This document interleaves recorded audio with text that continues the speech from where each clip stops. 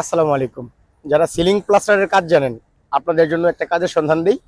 কাজের লোকেশন হচ্ছে মালাক্কাতে। বেসিক দিবে 100 রিঙ্গিত, থাকা মালিক পক্ষের, খাওয়া আপনার নিজের, 15 দিনে বেতন ক্লিয়ার। এখানে আরও একটা অপশন আছে, যারা সিলিং প্লাস্টারের কাজে পান নাই, আপনারা বেসিকেও কাজ করতে পারবেন বেতন 15 দিনে। আর যদি মনে করেন যে না আপনারা কন্ট্রাক্টে নিয়ে কাজ করবেন, সেটাও সম্ভব।